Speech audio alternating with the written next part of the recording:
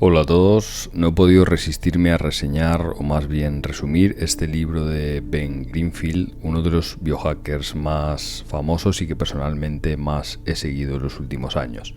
Es un libro de 512 páginas llamado Boundless, algo así como Sin Límites, que te enseña todas las estrategias habidas y por haber en cuanto a optimización física, mental y espiritual.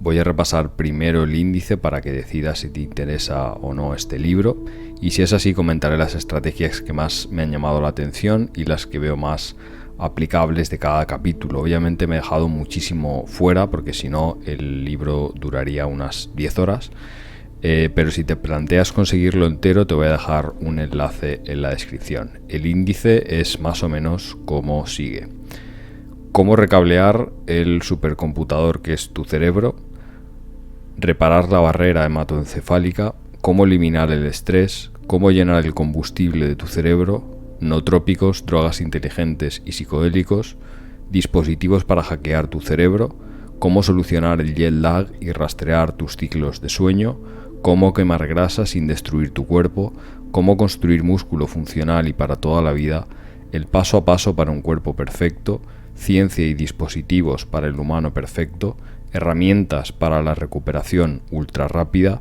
cómo sanar tus intestinos, optimizar la digestión y la absorción de nutrientes, cómo personalizar tu nutrición, cómo crear un sistema inmune indestructible, cómo testear e interpretar tus análisis de sangre, saliva, orina y heces, maximizar tu simetría y belleza, tantra, orgasmos, libido, satisfacción sexual, hormonas y demás, sabiduría ancestral y ciencia moderna para maximizar la salud y la esperanza de vida, variables invisibles que afectan a tu mente, tu cuerpo y tu espíritu, que esto es más bien polución de todo tipo, y por último, un plan para un día perfecto. Repito que solo reseñaré estrategias que creo que puedan ser de aplicación al público general. No voy a hablar demasiado, por ejemplo, de algunos dispositivos que se nombran con un coste de $6.000 o $10.000, porque creo que para la gran mayoría del público pues no va a ser relevante a corto o medio plazo, y algunas veces lo que haré será simplemente listar algunos elementos, algunos suplementos que se nombran en algunos capítulos, y en otros sí que ahondaré un poco más porque creo que os pueden interesar entender la ciencia que hay detrás, pero como digo, es demasiado material y es imposible hacer una videoreseña viable.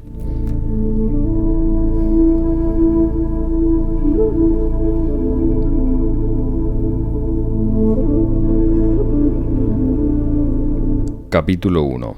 Tu sistema nervioso central se comunica principalmente con 4 neurotransmisores: dopamina, serotonina, acetilcolina y GABA, que a su vez se componen de aminoácidos. La falta o el desequilibrio de los mismos puede afectar a tu funcionamiento diario. Millones de personas viven el día a día con síntomas que tienen que ver con un desequilibrio o mal funcionamiento de estos neurotransmisores. Curiosamente, cada persona tiende a niveles más altos de un determinado neurotransmisor, y esto a su vez nos inclina a determinados comportamientos. Esto es lo que llamamos dominancia de ciertos neurotransmisores, que es algo saludable y normal, que no debe confundirse con exceso de neurotransmisores, lo cual sí es una disfunción. En la descripción te voy a dejar un link en inglés en caso de que quieras hacer un test para encontrar tu dominancia. Los individuos con dominancia de dopamina suelen ser confiados, determinados, racionales y orientados a logros y resolución de problemas. Se aburren con facilidad y en exceso la dopamina causa comportamientos impulsivos. Cuando hay deficiencia sufriremos fatiga, pérdida de memoria o depresión. Los suplementos que funcionan bien ante esta deficiencia son los aminoácidos, las vitaminas del grupo B, la rodiola, el ginkgo biloba, los lácteos, huevos y carnes. En este caso se debería moderar el consumo de cafeína. Los individuos con dominancia de acetilcolina son altamente creativos, abiertos a nuevas ideas, pueden ser muy constantes, les encanta lo que tenga que ver con la comunicación, son sociales y carismáticos. Con exceso de acetilcolina puedes experimentar paranoia o ansiedad.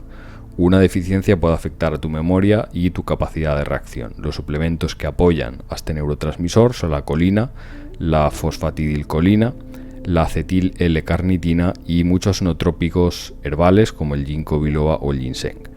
Los individuos con dominancia de GABA se mantienen en calma fácilmente, les encanta la organización y el orden, les suele costar hacer ejercicio intenso y prefieren actividades ligeras. El exceso de GABA les puede hacer demasiado relajados hasta el punto de descuidar su higiene y salud, y una deficiencia de GABA te puede hacer nervioso, irritable y ansioso. La melatonina, el Phenibut, la Passiflora y la valeriana ayudan a este neurotransmisor.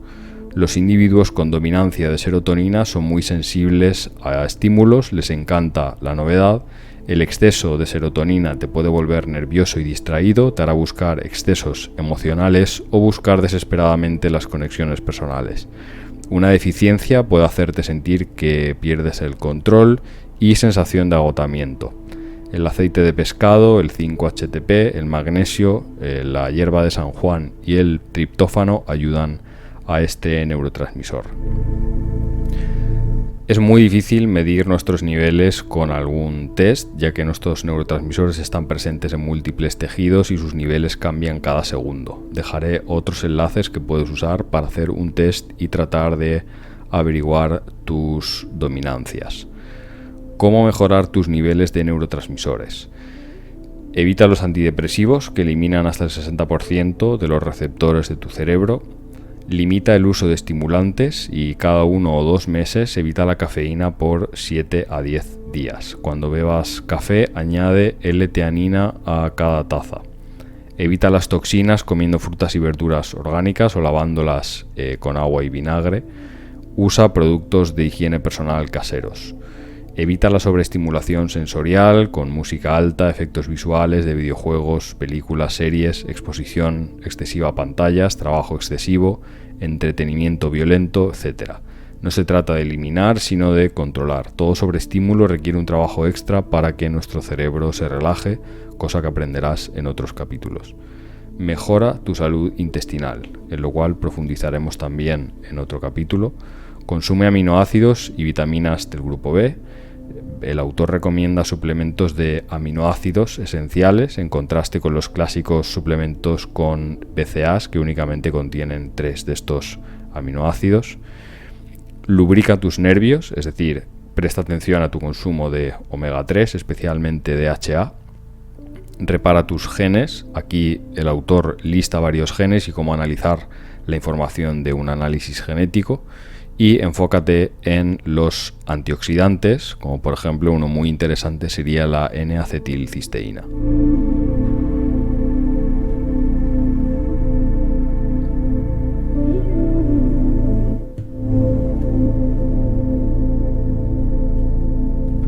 El capítulo 2 comienza hablando de la respiración en caja, una respiración donde tomas aire por 4 segundos, mantienes el aire por 4 segundos, lo sueltas durante 4 segundos y te mantienes vacío durante 4 segundos y así sucesivamente. Es una respiración muy indicada para controlar el estrés.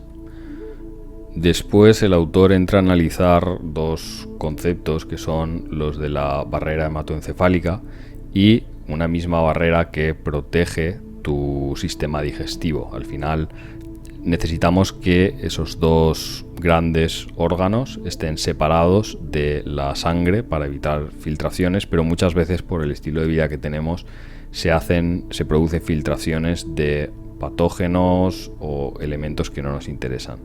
Es lo que llamamos permeabilidad, que en el caso del sistema digestivo pues puede llevar a problemas de absorción, sensibilidades alimenticias, inflamación. Lo mismo con la barrera hematoencefálica. Los factores que pueden producir daños en esta barrera hematoencefálica serían la falta de sueño, excesivo consumo de alcohol, que hace que esa barrera sea más permeable, y por lo tanto que proteína indigesta, metales pesados, toxinas, etc., cruce al cerebro y lo dañe. La presión alta también puede dañar esta barrera. Y como una serie de consejos para repararla estaría, por supuesto, conseguir un mejor sueño de 7 a 9 horas por cada periodo de 24 horas. Y durante el libro se dan muchas estrategias para mejorar el sueño. La que se nombra aquí es consumir la hormona melatonina. media hora antes de dormir, incluso con 0,2 o 0,3 miligramos, ya notaremos efectos positivos. Por supuesto, limitar el consumo de alcohol, controlar la presión arterial, que podemos reducir con chocolate negro, magnesio, potasio, entrenamiento de fuerza, especialmente entrenando el agarre, e incluso con ajo en altas dosis. Aunque durante el libro se propone una dieta relativamente alta en grasas para lo que podemos estar acostumbrados, el exceso también sería perjudicial para la barrera hematoencefálica. Pero hay que señalar que estos efectos negativos se dieron en un estudio con un 40% de grasa en la dieta, que además era grasa saturada. El café y el té también pueden ayudar en este sentido. Las vitaminas del grupo B, especialmente B12, B6 y B9, y algunos nutrientes pueden inhibir las enzimas MMP9, y estos inhibidores estarían en alimentos como la cúrcuma, el brócoli, el jengibre, el aceite de pescado, etc. La estimulación del nervio vago con alguna de las técnicas de masaje, respiración, meditación que veremos también pueden ayudar. Habrá un capítulo dedicado a los probióticos y a la microbiota, y eso también puede ayudar a reparar la barrera hematoencefálica. En general queremos disminuir la inflamación, para lo cual veremos varios consejos. Y el último consejo que se da es el de exposición al frío, como por ejemplo nadar en agua helada, aunque esto es un caso extremo y podemos utilizar un protocolo un poco más sencillo, que consiste básicamente en una ducha de 5 minutos donde alternas 20 segundos de agua fría con 10 segundos de agua caliente durante 10 veces. En el capítulo 3 empezamos viendo algunas respiraciones. El autor nombra a Paul Chek, a Wim Hof, el cual ya conoceréis en este canal, y a un surfero llamado Laird Hamilton, que tiene una respiración especial para activar el sistema nervioso parasimpático. Un libro muy interesante que se nombra es uno de Anders Olsson, donde se enseñan, por ejemplo, conceptos de respiración buteico. Uno de estos conceptos consiste, por ejemplo, en respirar solamente a través de la fosa nasal que queramos, según la parte del cerebro que queramos activar, teniendo en cuenta que normalmente la parte izquierda del cerebro se asocia con la parte derecha del cuerpo, es decir, tendríamos que usar la inversa, y básicamente si usamos la parte izquierda del cerebro, más analítica, más lógica, deberíamos intentar respirar únicamente con la fosa nasal derecha durante unos minutos. Para tareas más creativas, pues utilizaremos la fosa nasal izquierda. Uno de los trucos de respiración de Paul Chek consiste en respirar con un cordón alrededor de la zona del abdomen, ya que en el pecho hay receptores que pueden estimular el cortisol. Por lo tanto, aprendiendo a respirar únicamente desde la zona del abdomen, podemos disminuir esta hormona del estrés. El estrés en sí no es malo, de hecho fortalece el cuerpo, pero exposición a niveles crónicos de estrés sí que están relacionados con muchas enfermedades. Muchas de estas hormonas están controladas por el eje HPA, el eje que va desde tu hipotálamo hasta tus glándulas adrenales y la glándula pituitaria, y el estrés sostenido en el tiempo puede crear disfunción en este eje. Esto afecta a tu respuesta ante el estrés, a tu estado de ánimo, a tu digestión, a la función de tu sistema inmune, la libido, metabolismo y los niveles de energía.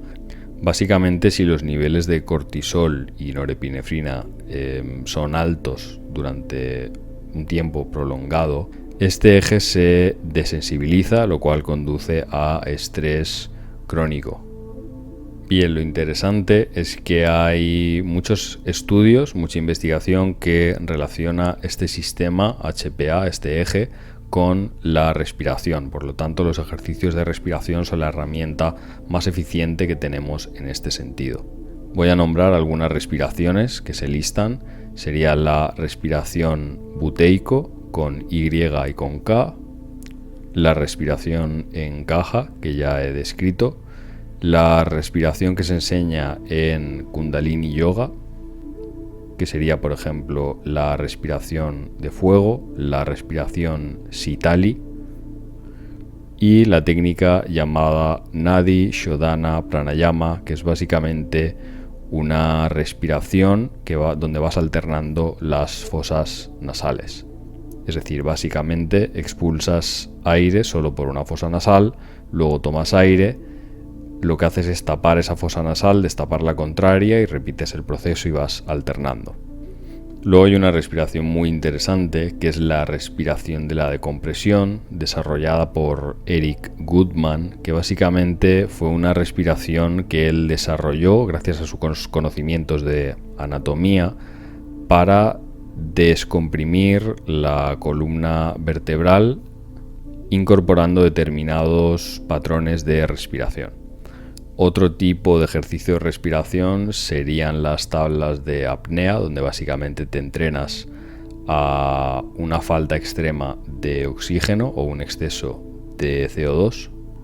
Puedes descargar la aplicación Apnea App, que básicamente te da varias tablas de distintas dificultades.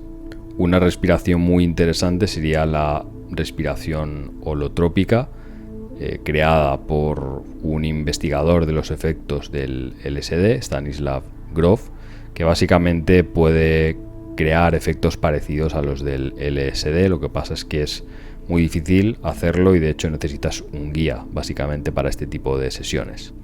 Por supuesto, la respiración Wim Hof, de la cual puedes encontrar muchos audios que te guían en YouTube, y estrategias aparte de la respiración serían pues mejorar tu calidad de sueño y reducir la inflamación, pero como lo vamos a ver en otros capítulos, vamos a pasar ahora al capítulo 4.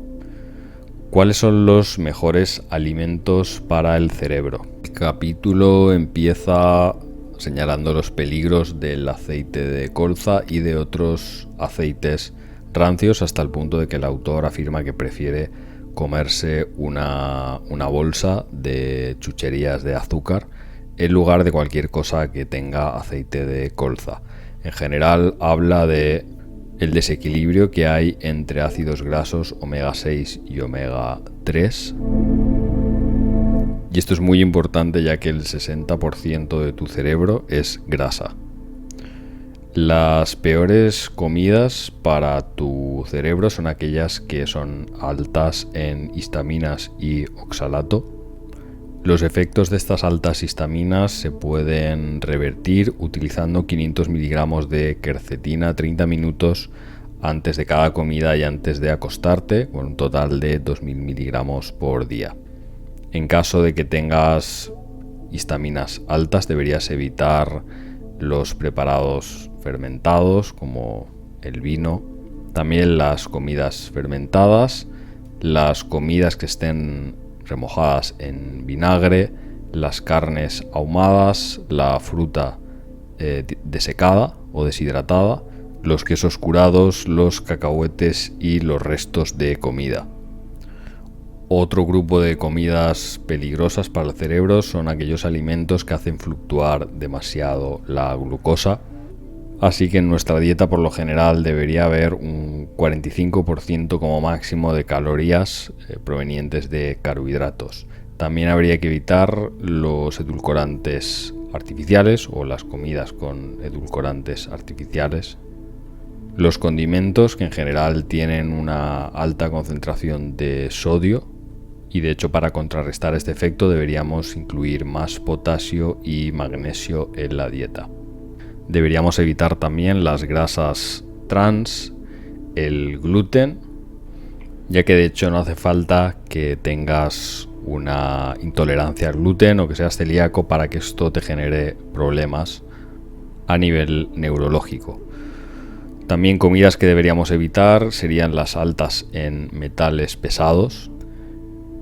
Esto sería peces muy grandes, predadores, altas cantidades de arroz integral por el arsénico y bebidas y comidas en lata. También deberíamos evitar platos que sean a la vez altos en grasa y en carbohidratos, ya que pueden producir endotoxemia. Aquí hay un apartado donde se nos introduce la diferenciación entre los nootrópicos, que son sostenibles en el largo plazo, mientras que lo que llamamos drogas inteligentes no se pueden consumir a largo plazo sin efectos secundarios. Y después de haber visto todo lo que debemos evitar, tenemos una serie de recomendaciones para revertir el daño causado al cerebro, que sería entrar en cetosis. La segunda opción, muy parecida, sería el ayuno.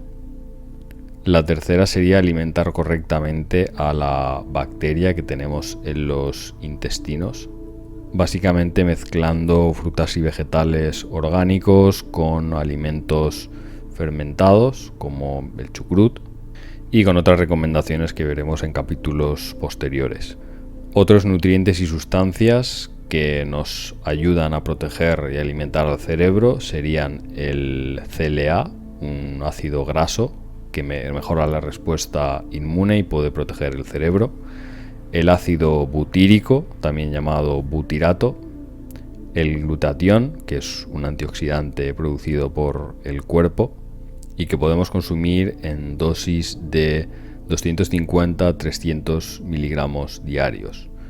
El otro sería el carbón, preferiblemente carbón activado, que esté etiquetado como suplemento dietético. También un ácido graso llamado DHA, que es un ácido graso del grupo de los omega 3. Un clásico suplemento de este tipo sería el aceite de krill, que además es bajo en metales. Hay algas como la espirulina y la clorela que tienen dosis moderadas de DHA biodisponible, y hay algunas semillas como las de cáñamo o las de chía que en realidad, aunque son buenas fuentes de DHA, el cuerpo es muy difícil que las convierta en DHA realmente disponible. Esto ya lo veremos en otro capítulo, porque también puede depender de tus ancestros y de dónde venga tu árbol genealógico.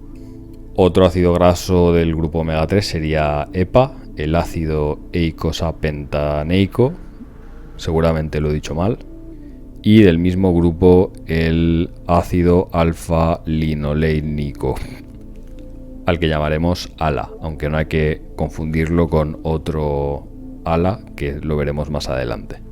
Este concretamente estaría en olivas, aceite de oliva, aguacate y nueces.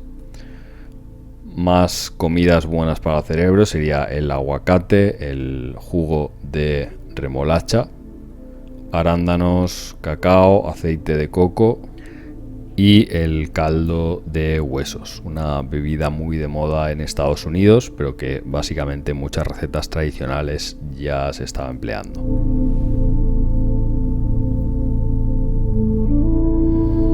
Ahora sí, en este capítulo 5 pasaremos a hablar de nootrópicos y drogas inteligentes. Técnicamente todos los nootrópicos son drogas inteligentes, pero lo opuesto no siempre es cierto. Una droga inteligente es cualquier sustancia que mejore la memoria, el estado de ánimo, la concentración o cualquier aspecto de la función cognitiva. Los nootrópicos tienen las mismas funciones, pero por definición también deben ser neuroprotectores y no deben ser tóxicos, es decir, deben estar derivados normalmente de fuentes naturales.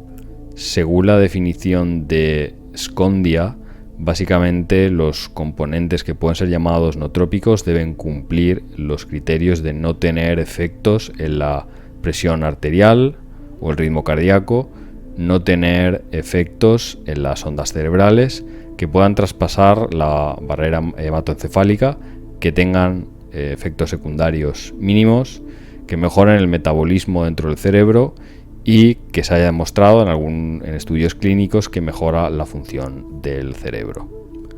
Como drogas inteligentes se analizan el metilfenidato, es decir, la marca comercial sería Ritalin, que básicamente lo que hace es impedir la reabsorción de dopamina y norepinefrina. Los efectos se parecen a los de las anfetaminas y es muy fácil hacerse adicto. Otras sustancias que se nombran es el modafinilo, el Adderall, drogas relacionadas con el tratamiento del Alzheimer, como podrían ser las ampaquinas, el L-deprenil, y básicamente el autor no confía en la seguridad de emplearlos a largo plazo. Sin embargo, ahora vamos a ver una lista de nootrópicos que básicamente son bastante más seguros de utilizar y de hecho muchos os van a sonar. Serían, por ejemplo, la bacopa, la ashwagandha, bastante más conocida y que los seguidores del canal pues ya me habréis oído nombrar. Otra planta sería la llamada Celastrus paniculatus. Las siguientes son más conocidas, sería el ginkgo, que ya lo hemos nombrado, y la vanilina, el componente principal de la vainilla. Una receta interesante que propone el autor sería mezclar harina de grano de vainilla orgánica en tu café o en tu té. Los siguientes compuestos son mucho más famosos, que sería la cafeína, aunque según algunos estudios los efectos en realidad se maximizan cuando se consume el café porque hay muchos otros compuestos en el mismo. En general se recomienda no excederse en el consumo, sobre todo si eres un metabolizador lento de café. La nicotina se propone también como un nootrópico, aunque el autor lo consume de forma oral y advierte que es bastante adictiva, igualmente aunque no se fume en forma de tabaco. La dosis efectiva para no sufrir los efectos negativos que se tienen con altas dosis y que en realidad son opuestos a los de las dosis que vamos a recomendar serían entre 2 a 4 miligramos en un espacio de 20 a 30 minutos. Otra forma de consumirlo, que sí que sería usando tabaco, sería con un vaporizador. Un nootrópico muy interesante sería el cannabidiol o CBD, que es básicamente procedente de la planta del cannabis, pero al contrario que el THC no tiene efectos psicoactivos. En la mayoría de países es legal y tiene efectos positivos sobre el enfoque, la creatividad, el estado de ánimo y reduce la ansiedad. El problema es que no es muy asimilable por el cuerpo, con lo cual el autor recomienda combinarlo con curcuminoides, usar algún aceite sublingual o otra vez un vaporizador. La dosis efectiva empieza en 10 miligramos. Otros nootrópicos tradicionales que se recomiendan son la raíz de maca, empezando por dosis desde 1500 a 3000 miligramos, la hierba mate, el té verde, el extracto de hormiga negra y un suplemento que se llama melena de león. A partir de ahora se nombran nootrópicos sintéticos como el piracetam, la feniletilamina, la fosfatidilserina y otros compuestos impronunciables. La siguiente sección habla de compuestos que pueden mejorar cómo nuestro cerebro da uso de estos nootrópicos, porque normalmente estos utilizan ciertos cofactores. Por lo tanto, nos interesa consumir donantes de colina, aminoácidos, como por ejemplo la acetil L-carnitina, la N-acetiltirosina, la taurina, la L-teanina, que ya hemos nombrado. Y por segunda vez, es una recomendación que está a lo largo del libro, los aminoácidos esenciales. No confundir con aminoácidos ramificados. Luego hay una serie de vitaminas que el autor llama neurovitaminas, que básicamente regulan el funcionamiento del cerebro, que serían la B1, B3, B5, B6 y B12. Esto es lo que se refiere al grupo B. Luego estaría la vitamina C, la vitamina D en la forma D3 Y en cuarto lugar pasamos a los adaptógenos, que también pueden soportar la función de los nootrópicos. Se nombra la Mucuna pruriens, el Forscolli, la rodiola, de nuevo, Rhodiola rosea, y un compuesto llamado Activamp, que se deriva de la Gynostema pentaphyllum. Si hemos hablado de neurovitaminas, pues ahora hablamos de neurominerales. Aquí se nombran el litio orotato, el magnesio treonato, que es la forma más biodisponible, el picolinato de zinc, y ahora vamos a ver algunos antiinflamatorios y antioxidantes. Están la quercetina, que ya hemos nombrado, la curcumina, el DHA, un ácido graso, el extracto de té verde, la bioperina, extraída de la pimienta negra. Y por último, Ben Greenfield nombra como una especie de packs de suplementos onotrópicos para consumir juntos, de los cuales rescataré pues los más asequibles, que serían consumir cafeína y nicotina. Ya sabéis, no se trata de fumar mientras te tomas un café, sino de ingerir la nicotina en una forma más saludable.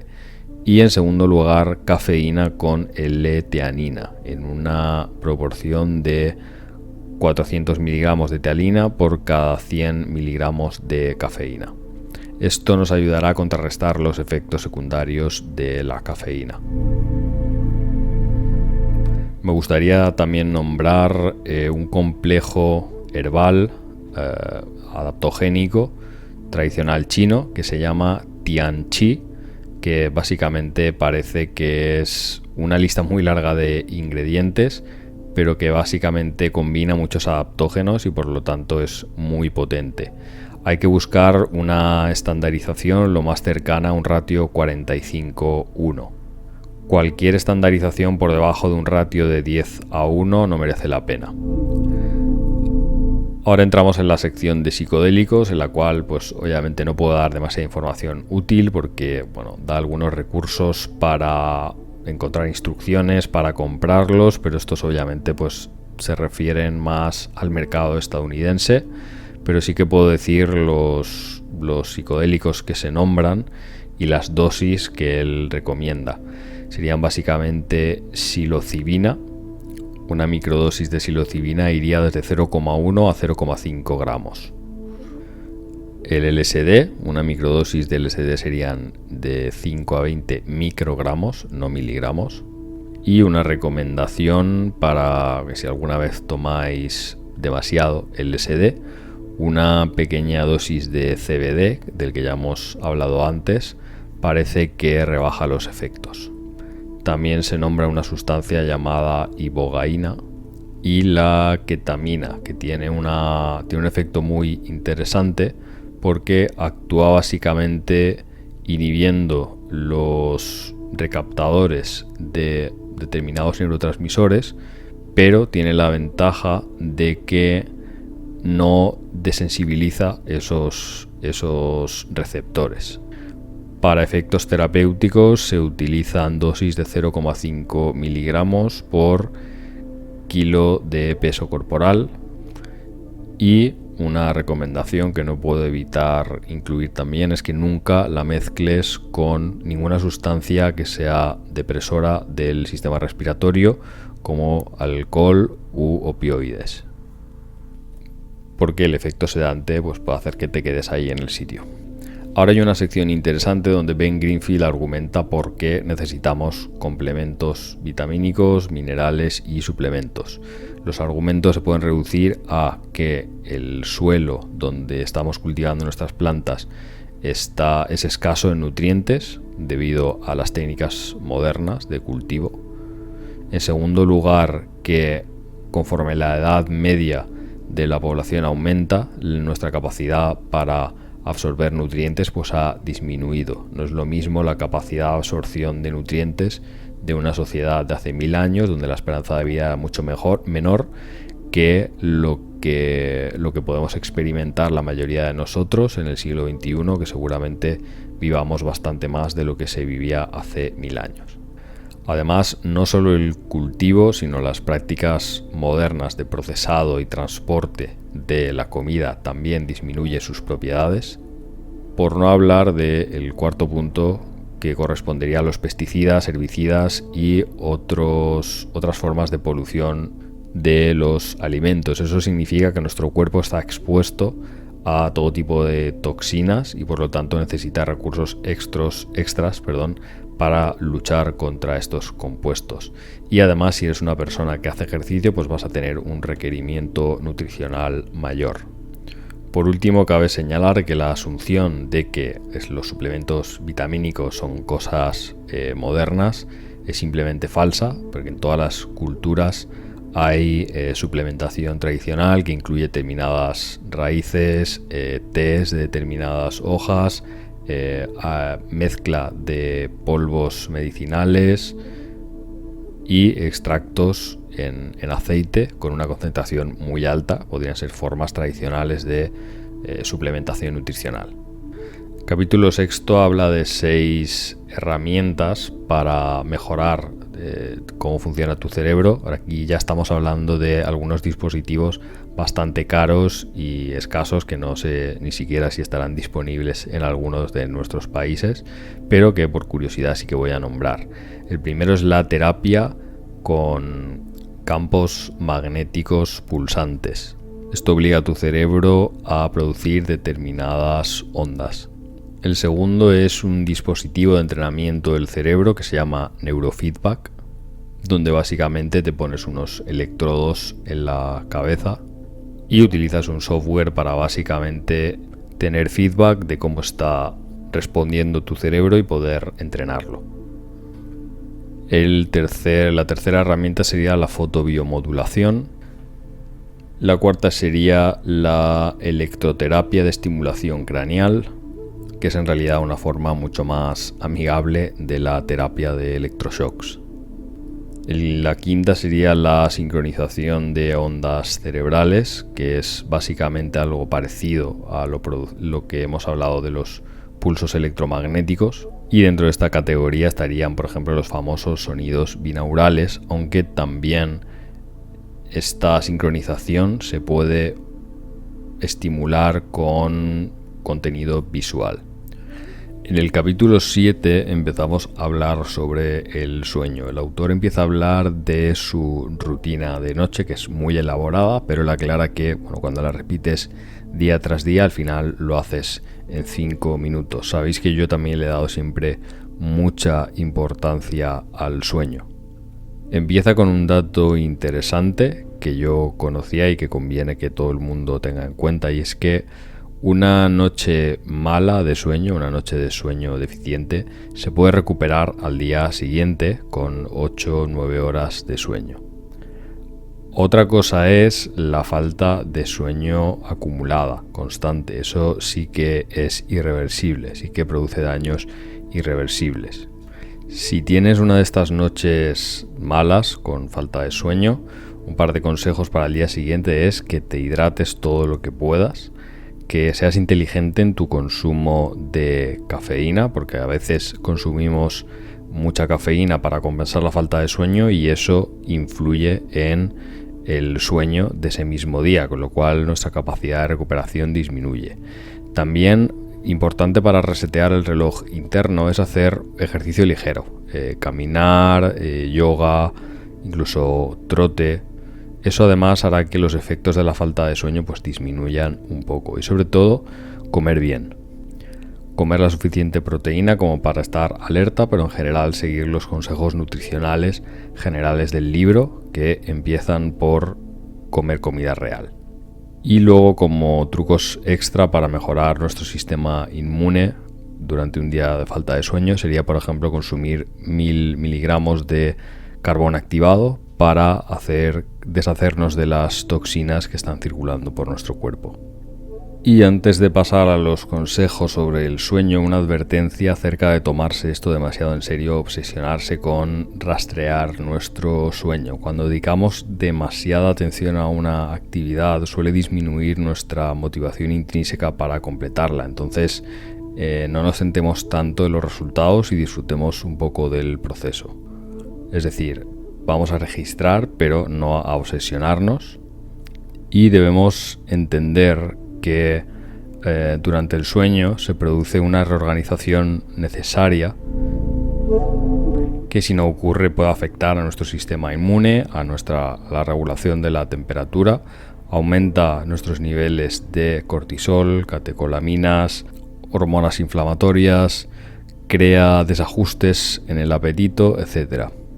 Además de que es el periodo anabólico principal del ser humano. Para conseguir una bajada natural de cortisol conforme avanza el día, conviene exponerse al sol por la mañana, si no podemos conseguir efectos parecidos con cantidades moderadas de café, té verde o alguna planta adaptogénica. Un buen consejo sería tomar una ducha fría por la noche para ayudar a que el cuerpo baje naturalmente su temperatura.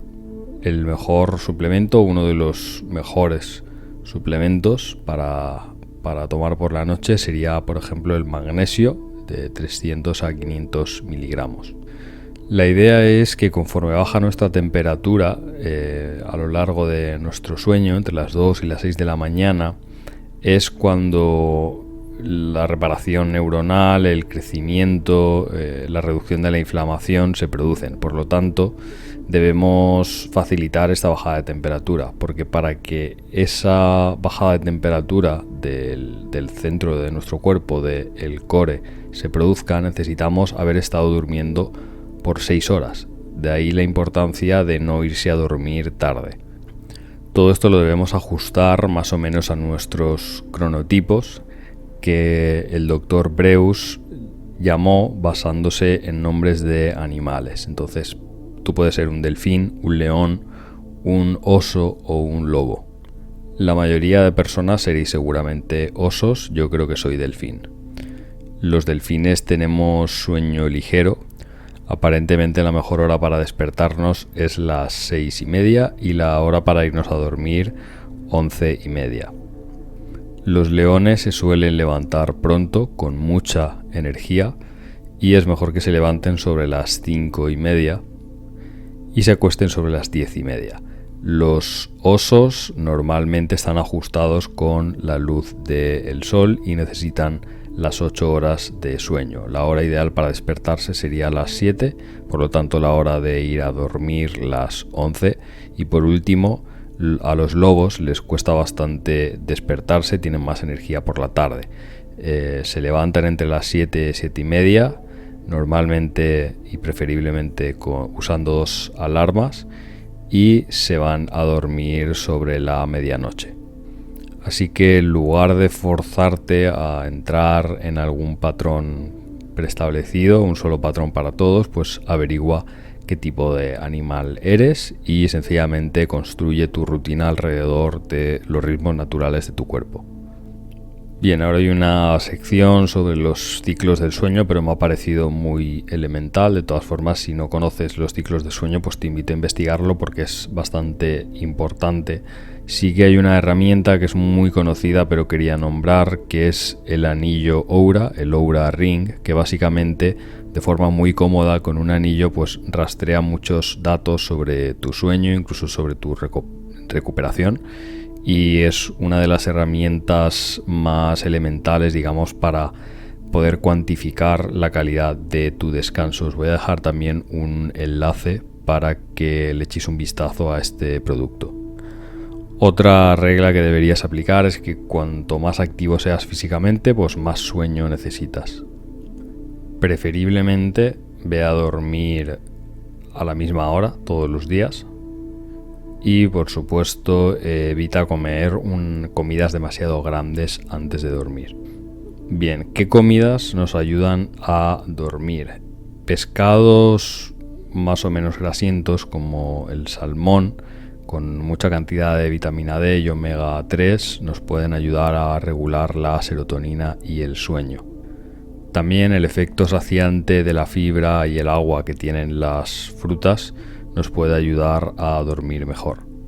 En general deberías cenar ligero para no aumentar la glucosa en sangre demasiado, consumir una cantidad adecuada de proteínas, y si añades carbohidratos, lo que vas a conseguir es que estos, digamos, eliminen de tu sangre todos los aminoácidos excepto el triptófano, que te ayudará a dormir. Así que seguramente puedas implementar esta combinación para aumentar tus niveles de sueño por la noche.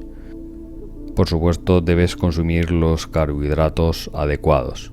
De hecho, esto puede ser beneficioso, al contrario de lo que siempre se ha dicho, porque básicamente vas a evitar la típica hipoglucemia que ocurre por la noche y que hace que te despiertes. Una buena opción serían, por ejemplo, legumbres. Buenos suplementos para dormir serían el triptófano, las vitaminas del complejo P, el magnesio, que ya lo hemos nombrado. Evita el magnesio en las formas carbonato, sulfato, gluconato y óxido. El zinc también es un buen suplemento para la noche, la melatonina, de la cual ya hemos hablado, la L-teanina, componente del té, pero en forma aislada, y la vitamina D. Si por algún motivo tienes que hacer siesta, unos consejos que incluye el libro es que no uses alarma, a no ser que sea absolutamente necesario, pero que sí que tengas un horario fijo para hacerlas. No bebas cafeína o bebidas cafeinadas antes de la siesta, y si ves que esa siesta se suele alargar demasiado, intenta corregir tus hábitos de sueño y duerme más por la noche, porque básicamente si alguna siesta que hagas dura más de hora y media es que no has dormido suficiente por la noche. Tampoco hagas siesta con niveles altos de estrés, intenta aplicar alguna de las estrategias del libro. Tampoco hagas ejercicio antes de la siesta, pero sí que deberías tener comida en el estómago. Bien, el 8º capítulo ya empieza a hablar de ejercicio. Empieza desmintiendo un mito, y es que básicamente cuando tú vas ganando grasa, vas añadiendo células de grasa a tu cuerpo y que ya no te puedes deshacer de ellas. Se pueden vaciar, pero no te puedes deshacer de ellas. Esto según Ben Greenfield y según el doctor Cate Shanahan es básicamente falso, porque el factor o la variable que está influyendo aquí es la inflamación. Cuando no hay inflamación, las células de grasa se pueden destruir sin ningún problema. El segundo dato interesante es que según Ben Greenfield, el principal órgano que influye a la hora de perder peso son los pulmones. Básicamente las calorías extra que consumes se convierten en triglicéridos, que cualquier carbohidrato o proteína en exceso que consuma se convierte en triglicéridos, que es un tipo de ácido graso, y se almacenan en adipocitos. El exceso de grasa en la dieta, a través del proceso de lipólisis, también se almacena en los adipocitos. Así que básicamente quien está intentando perder peso mientras mantiene músculo, lo que está haciendo es intentar quemar los triglicéridos almacenados en los adipocitos. Estos triglicéridos están compuestos de carbón, hidrógeno y oxígeno. Para oxidar 22 libras de grasa hace falta inhalar 64 libras de oxígeno. Si te cuesta perder grasa, vamos a dar una serie de razones por las que no puedes quemarla. La primera es la inflamación. Uno de los genes relacionados con la inflamación es el NFE2L2, que se encarga de la expresión de NRF2. Y algunas sustancias naturales mejoran esta expresión. Serían el sulforafano del brócoli, el resveratrol, la bacopa y la cúrcuma, que ya hemos visto. Pero el factor más infravalorado a la hora de producir inflamación es el aceite rancio. Los ácidos grasos poliinsaturados se hacen rancios muy rápidamente en el cuerpo, y por eso conviene disminuir su ingesta priorizando los monoinsaturados y los saturados. es decir, priorizar aceite de coco, aceite de oliva virgen extra, aguacates, etc. Normalmente se echa la culpa al azúcar, pero comparado con estos aceites, la glucosa, la fructosa, etc., no son tan inflamatorios mientras se metabolicen rápidamente. Hay otro tipo de inflamación que está originada por estrés emocional. Este tipo de inflamación responde muy bien a trabajos de respiración, yoga, meditación, buena calidad de sueño, etc. El segundo factor que influye en la pérdida de grasa es la variabilidad glucémica.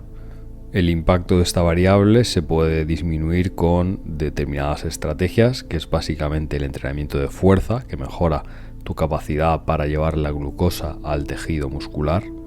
De hecho, con trabajar por encima del 30% de tu fuerza máxima, de tu capacidad para hacer una sola repetición, ya podrías mejorar esta variable. Otra estrategia sería el cardio en un estado de ayunas. Otra sería dar paseos después de comer. Otra sería, por lo general, estar de pie durante el día en lugar de estar sentado. Y también algunas plantas y especias pueden ayudar, como por ejemplo la canela de Ceilán y bebidas amargas tipo el jugo de limón. También la fibra es muy importante a la hora de controlar esta variabilidad glucémica. Y como tercer factor por el que no pierdes grasa estarían el cortisol y el estrés. El estrés crónico directamente causa resistencia a la insulina y eso genera resistencia a la pérdida de peso. El cuarto factor sería la privación de sueño, que ya hemos visto, y el quinto sería comer de manera demasiado frecuente. No es solo un problema el estar demasiado tiempo sentado y en general no moverse durante el día, pensamos que con ir al gimnasio basta, sino que también ejercitarse de manera demasiado frecuente, hacer demasiado ejercicio, también puede ser contraproducente. Como ya he dicho varias veces, el hacer cardio demasiado tiempo tampoco es recomendable y de hecho para mejorar esa variable deportiva no hace falta entrenar de forma demasiado frecuente y es mucho más efectivo el ejercicio con intervalos de alta intensidad en el cual vamos a profundizar en los próximos capítulos. La exposición al frío también es una muy buena estrategia si estamos teniendo problemas para perder grasa. Podemos utilizar la estrategia de las duchas de la que hemos hablado, incluso directamente baños en hielo de unos 20 minutos.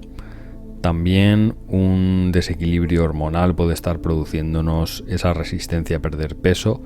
La estrategia hormonal que propone Ben Greenfield es comer más vegetales de la familia del brócoli, coliflor, coles de Bruselas, etc. Filtrar el agua que bebes, utilizar botellas y recipientes de acero o de cristal en lugar de plástico y evitar la exposición a toxinas y químicos. En este sentido, introducir fibra en la dieta, como ya hemos visto, también puede ayudar. Otra opción es que tengas algún tipo de intolerancia alimenticia y en general el gluten y las comidas ricas en gluten, aunque no seas celíaco, son el primer sospechoso al que mirar. También puede que tengas deficiencias de minerales o vitaminas o bien que tu glándula tiroides no funcione lo suficientemente bien, no produzca la suficiente proporción de triodotironina, que sería la forma activa de la hormona. La última estrategia que ayuda, sobre todo a mujeres, sería tener un patrón de comidas estable, un horario estable para las comidas. Bien, en el capítulo número 9 vamos a hablar del entrenamiento de fuerza, de la importancia de mantenerse fuerte con la edad. El capítulo empieza hablando de los telómeros que básicamente protegen al ADN del daño y básicamente nombra muchos estudios que han encontrado que los telómeros de algunas personas no se acortan, incluso que pueden crecer con el tiempo. Y precisamente este tipo de personas que son capaces de proteger de esa manera sus telómeros son las personas que realizan entrenamiento de fuerza. De hecho, no solo estas personas viven más, y ahora lo vamos a ver, sino que tener más fibras, una composición de fibras más favorables a las fibras rápidas, las que utilizamos en los ejercicios de fuerza, te permitirá que sea más difícil que ganes grasa. Al contrario, si estás orientado principalmente al cardio de larga duración, pues tendrás más fibras lentas y por lo tanto más facilidad de ganar grasa. Y una cosa muy curiosa que se ha descubierto cruzando varios estudios y sacando conclusiones es que básicamente cuanto más fuerte seas, más largos son tus telómeros. Así que este es uno de los mejores predictores de longevidad. Luego veremos que realmente hay muchas causas de envejecimiento, pero tener unos telómeros largos es un muy buen indicador.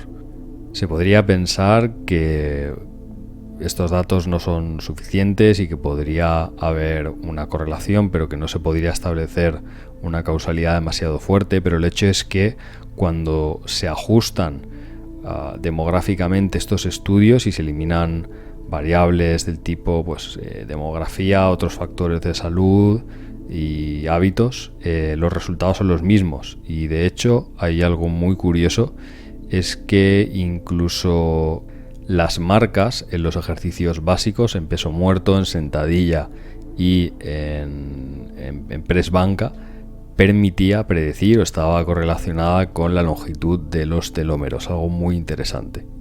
El tipo de entrenamiento que propone Ben Greenfield para aumentar la masa muscular en realidad son dos. Es un entrenamiento enfocado en la fuerza, en la explosividad. Él insiste en el concepto de calidad muscular. Él no está, aunque fue culturista en cierta época, no le interesa el enfoque de ganar tamaño, no le interesa el enfoque extremadamente estético del culturismo. El primer tipo de entrenamiento que propone es un entrenamiento súper lento, donde básicamente te limitas a 4 ejercicios: un empuje de torso, un entrenamiento de tracción de torso, un empuje de piernas y otro de tracción de piernas. Podría ser, por ejemplo, press militar, un remo, un ejercicio de prensa inclinada y un peso muerto rumano. Esos 4 ejercicios. Lo que hace es que entrenas durante 12 a 20 minutos y básicamente haces que cada repetición sea súper lenta y que dure entre 30 y 60 segundos. Es un entrenamiento súper lento básicamente. El segundo es lo contrario, es un entrenamiento muy explosivo, y si quieres ver exactamente el patrón que él propone, puedes buscar un artículo llamado El entrenamiento científico en 7 minutos, publicado en el New York Times. Básicamente son ejercicios con tu propio cuerpo, del tipo fondos, planchas, burpees. Es un circuito que puedes hacer, completar un par de veces en 7 minutos, y se trata básicamente de hacerlo de forma muy explosiva. Luego hay un dato interesante que ya he nombrado, que es el tema de que, según los estudios que maneja Ben Greenfield, uno puede hacer crecer la masa muscular trabajando con un 30% de su repetición máxima. O sea, puedes trabajar desde 30, 40, 50, lo que quieras, el músculo va a crecer. Lo que realmente importa es si el músculo ha trabajado hasta la fatiga completa. Esto realmente no está alineado con lo que propone hoy en día la comunidad fitness, donde se sigue defendiendo que el factor principal del crecimiento muscular sería el volumen, pero también tengo que decir que no es el primer autor que, basándose en literatura científica, aunque esto no es siempre garantía de algo, propone este tipo de entrenamiento súper lento. Como maneras alternativas de hacer crecer tus músculos, propone la estimulación eléctrica, del tipo los clásicos anuncios de estos aparatos que te decían que podías hacer crecer los abdominales sentado en el sofá con un par de electrodos conectados. Bueno, pues parece que con el dispositivo adecuado sí funciona, aunque funciona bastante mejor en general, la mayoría de dispositivos funciona mejor para recuperación y para mejorar la densidad de receptores de andrógenos. Pero cuando lo sabes utilizar de manera correcta, puedes imitar la estimulación de, por ejemplo, una sentadilla de 600 libras. De todas formas, bueno, estos son dispositivos que no están al alcance de todo el mundo. Sí que hay una segunda opción, bueno, un segundo truco que él propone, que son las bandas Kaatsu, que son básicamente unas bandas que generan una presión extra alrededor de los brazos y las piernas, y lo que produce esto es la restricción del riego sanguíneo. Esto moviliza fibras musculares extra, aumenta la concentración de ácido láctico y básicamente incluso estimulan a la glándula pituitaria para producir hormona de crecimiento extra. Por último, se recogen estrategias de las personas más longevas del mundo y básicamente es comer comida real, aprender cosas nuevas, hacer ejercicio, es decir, levantar peso, sprintar, moverse constantemente, hacer cosas épicas o ser ambicioso y tener metas. Y una muy interesante es el entrenamiento excéntrico, es decir, hacer solo la fase descendente de algunos ejercicios, donde básicamente podemos mover 1,7 veces más peso. Y se dice que puede estimular también la hormona de crecimiento y el aumento de testosterona. Todo esto además permitiendo una recuperación más rápida.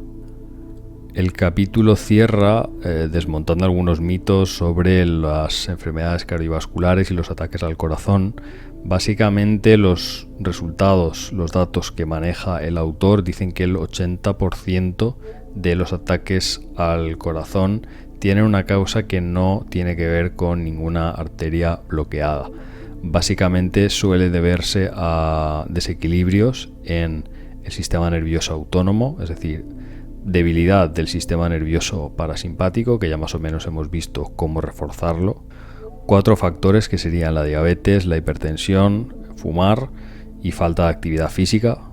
Y como curiosidad se nombra una cardiomiopatía, que es la Takotsubo, que básicamente tiene que ver con el estrés, pero con el estrés emocional. Se da por un debilitamiento repentino del músculo del corazón, que normalmente tiene como causa el estrés emocional cuando muere una persona a la que quieres o cuando se rompe una relación. Por lo tanto, como curiosidad, se suele referir a esta cardiomiopatía como el síndrome del corazón roto.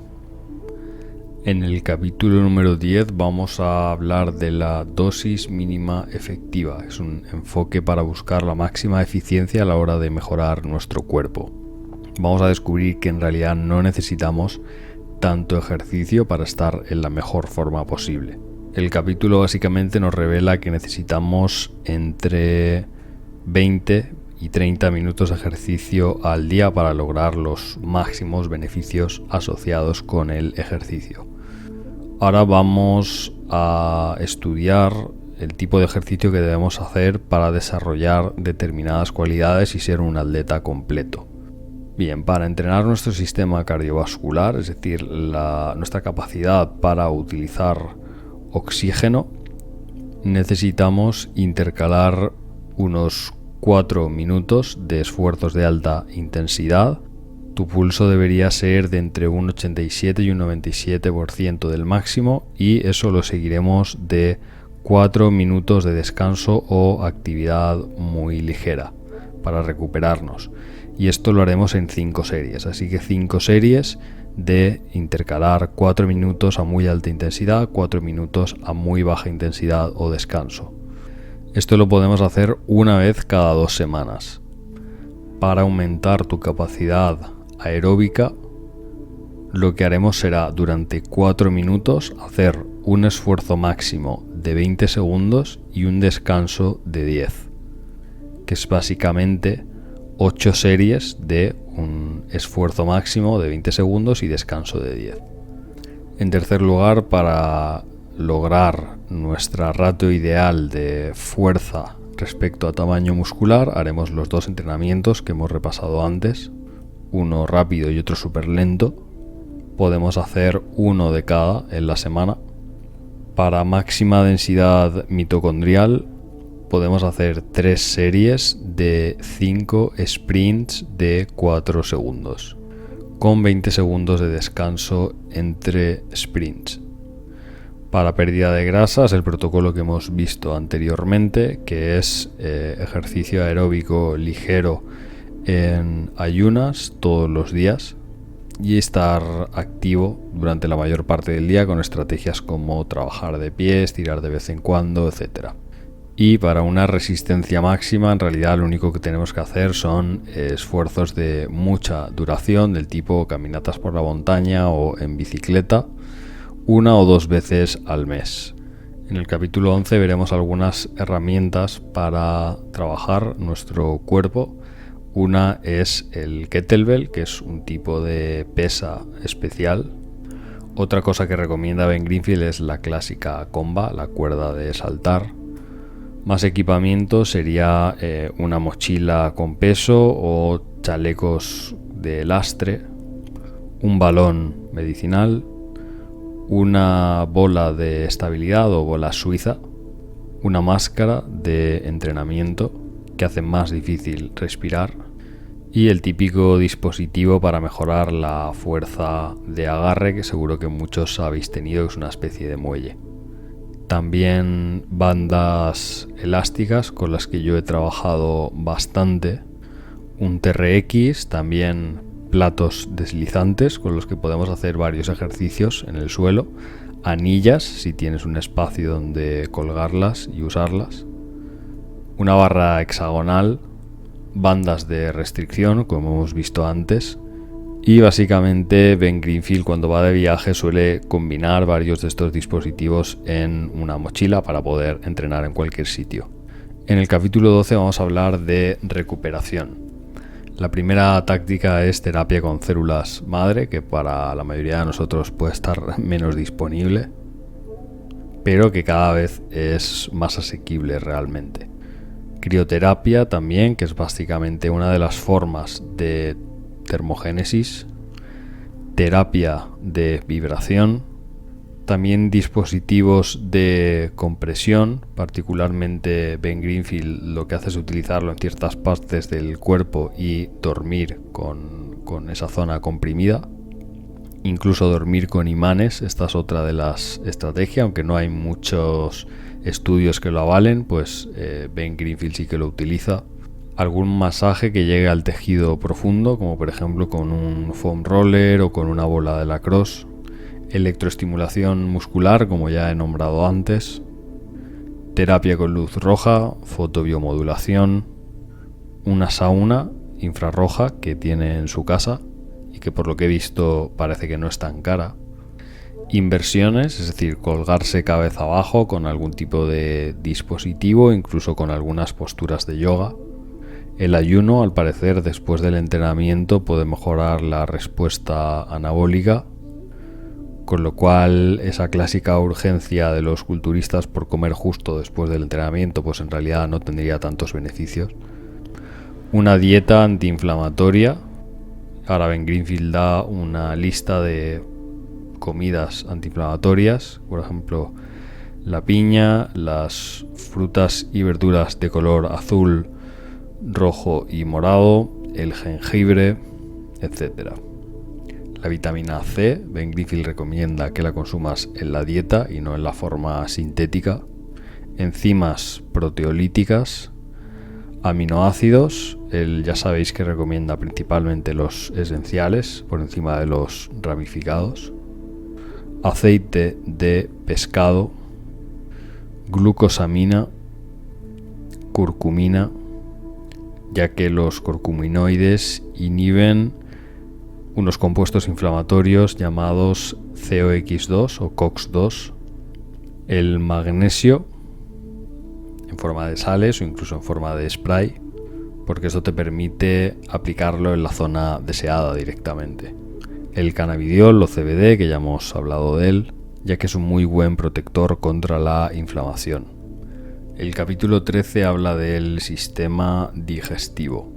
Hay que recordar que 3/4 partes del sistema inmune están en el tracto digestivo y que este está protegido por una capa muy fina. El tracto digestivo también está directamente ligado a nuestro cerebro y por lo tanto a nuestro estado de ánimo. Las 10 formas de intentar corregir lo que pueda haber mal en el sistema digestivo serían detectar sensibilidad al gluten o a las gliadinas, aumentar la actividad enzimática, porque hay veces que por muchos nutrientes que puedas consumir, si no tienes las enzimas suficientes, pues no los vas a aprovechar. Es importante comer de forma relajada, masticar lo suficiente, alimentar nuestra flora intestinal, por ejemplo con fermentos, consumiendo probióticos de amplio espectro, con abundantes frutas y verduras en la dieta, y en caso de que detectemos que podemos tener algún problema de filtración, pues podemos reparar esta barrera con L-glutamina. También puede ser que tengamos insuficiente ácido estomacal. Hay una prueba que puedes hacer para detectar si este es tu problema, que se hace con bicarbonato. Básicamente 1/4 de cucharada de bicarbonato en medio vaso de agua fría. Lo que haces es beber la mezcla lo primero que hagas en el día, es decir, en ayunas. Tampoco bebas nada antes de esa prueba. Y si no eructas antes de 5 minutos es que tienes ácido estomacal insuficiente. Luego viene un apartado interesante donde se dan consejos para disminuir las resacas. Obviamente la recomendación general es no beber alcohol, pero en caso de que lo hagas y quieras evitar la probabilidad de tener una resaca, pues aquí hay una serie de recomendaciones. De 1 a 3 días antes de la fiesta, duerme todo lo que necesites, incluso duerme extra, y limita tu ingesta de ácidos grasos omega 6. El día de la fiesta entrena, por ejemplo, un entrenamiento de fuerza o de intervalos de alta intensidad. Aumenta tus reservas de colina comiendo varios huevos completos o hígado. 1 hora antes de la siesta, toma una cucharada de aceite de oliva virgen extra o de aceite de aguacate. Toma también una comida ligera, si puede ser con plantas ricas en polifenoles, especias, etc. Toma 500 o 600 miligramos de N-acetilcisteína y 1 gramo de vitamina C. También de 300 a 400 miligramos de magnesio. Mezcla colágeno en un smoothie con la bebida que quieras, como té, por ejemplo. Y si puede ser té verde, mejor. Durante la fiesta bebe solo el alcohol de mayor calidad. Evita azúcares añadidos. Una opción sería, por ejemplo, ginebra o vodka con agua con gas y un poco de zumo de limón fresco, recién exprimido. También bebe agua constantemente y añade electrolitos efervescentes o una pizca de sal. Ben Greenfield cada vez que va al baño hace 40 sentadillas. Antes de irte a dormir, mezcla media cucharada de sal integral, el jugo de un limón y medio vaso de agua. Esto sería 30-45 minutos antes de ir a dormir para que te dé tiempo luego a ir al baño, y también puedes incluir 1,5 gramos de vitamina C. También consume 200 miligramos extra de magnesio y 4 cápsulas de carbón activado. También melatonina de 3 a 10 miligramos, ya que el alcohol disminuye la secreción de melatonina. Por la mañana toma la misma bebida que acabamos de describir. Toma otras 4 cápsulas de carbón activado. En el desayuno toma huevos para tomar más colina. Hace ejercicio ligero, una ducha fría y deberías estar perfecto y listo para el día. El capítulo 14 empieza con un concepto muy interesante y es que la nutrición siempre debe ser personalizada. La dieta que te funciona a ti no tiene por qué funcionarle a tu amigo. Hay personas que genéticamente toleran mejor una dieta cetogénica y es perfecta, y hay personas que simplemente no pueden hacerla. De hecho, hay personas que su flora intestinal está preparada para determinadas bacterias que producen determinadas vitaminas y por lo tanto no necesitan ingerirlas. Así que más que hacer una dieta, lo que debes hacer es encontrar la dieta que mejor funciona para ti. El problema con la dieta cetogénica es que hay personas en las que el colesterol LDL aumenta muchísimo, aumenta mucho la inflamación y los niveles de triglicéridos. Y eso es porque la metabolización de la grasa no es igual para todo el mundo.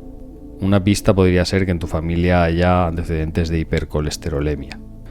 También se debe a factores genéticos la capacidad de conversión de ácido alfa-linolénico a alguna forma más biodisponible, como el DHA o el EPA. Y esto básicamente depende de tu origen genético, de dónde vengan tus ancestros. Incluso hay personas que pueden convertir omega 6 a omega 3. Volviendo a la dieta cetogénica, a no ser que tengas estos inconvenientes genéticos de los que hemos hablado, puede ser que aún así cometas una serie de errores. Por ejemplo, la gente que hace dieta cetogénica suele tener una falta de nutrientes clave como fitoquímicos, antioxidantes, fibra y vitaminas provenientes de plantas. La fibra es muy importante para la saciedad y para una función digestiva saludable. Además, cuando retiras los carbohidratos de forma repentina puedes tener algo que se llama fiebre keto. Algunos de los síntomas serían irritabilidad, dolor muscular, náuseas, falta de o dificultad para concentrarse, dolor de garganta, confusión, deseos muy fuertes de azúcares, etc.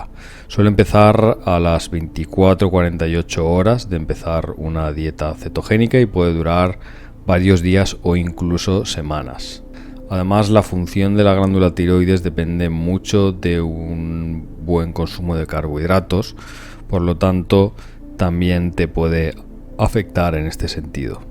Entonces, para poder hacer una dieta cetogénica, una dieta baja en carbohidratos, debemos tener en cuenta, en primer lugar, consumir suficientes vegetales y tomar suplementos.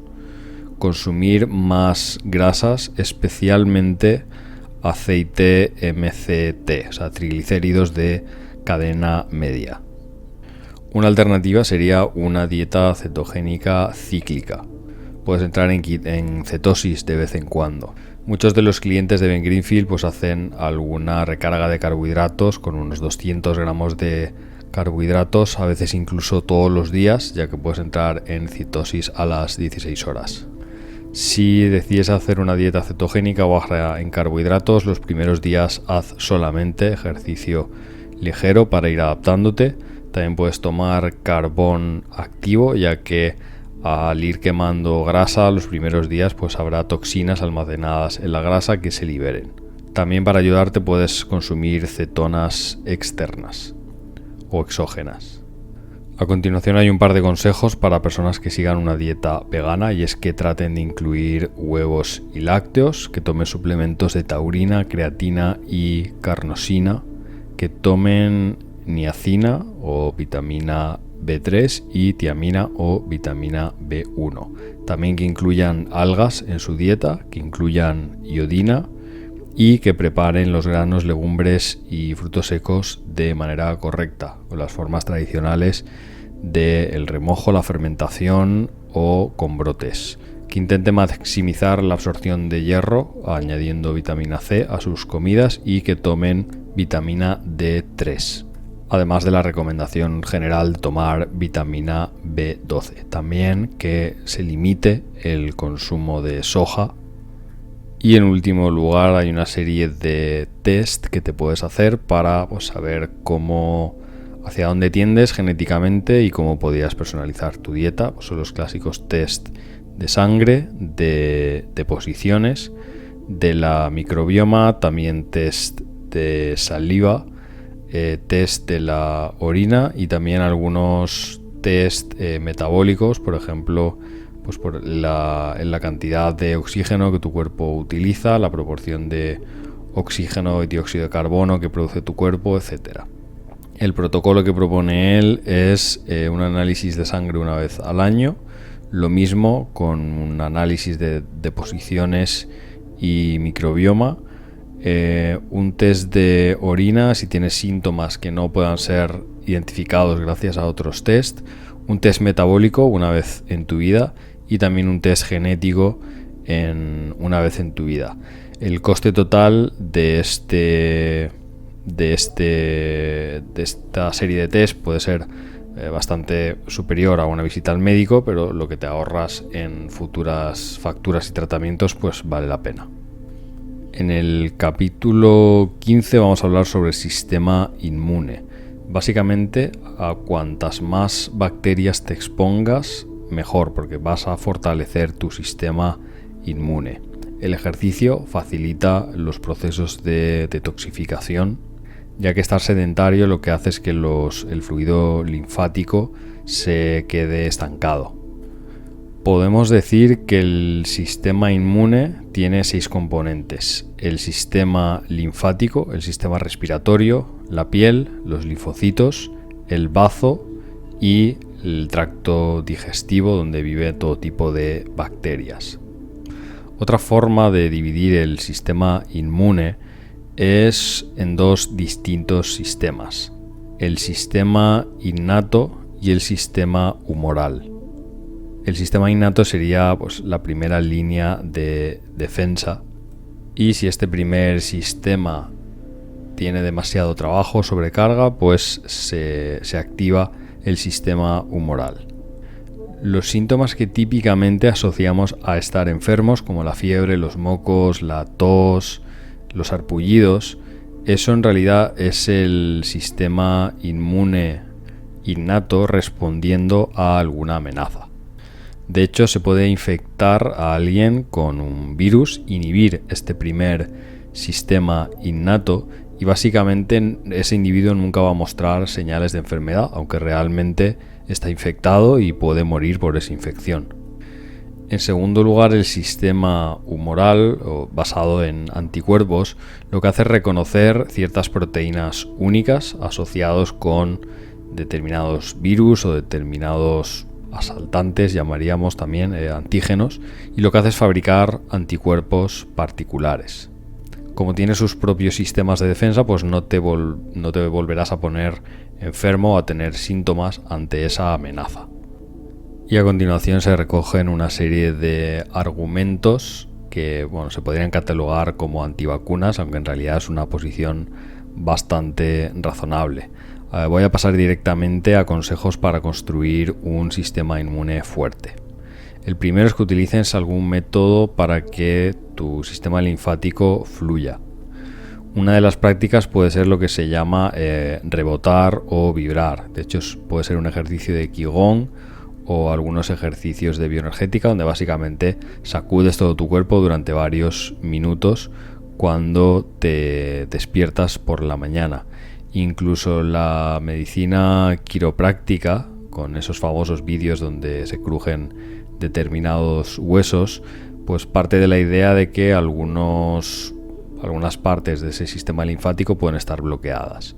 También sudar promociona la limpieza del sistema linfático, y por eso las saunas pues tienen beneficios sobre la salud, aparte de otros muchos beneficios que hemos nombrado a lo largo del vídeo.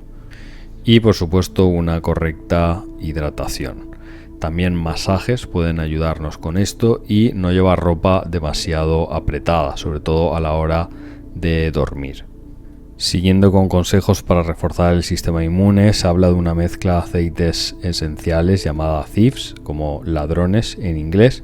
Básicamente son aceites esenciales de clavo, limón, corteza de canela, eucalipto, romero. Hay varias fórmulas distintas, es una fórmula muy antigua, pero al parecer es muy potente para reforzar el sistema inmune.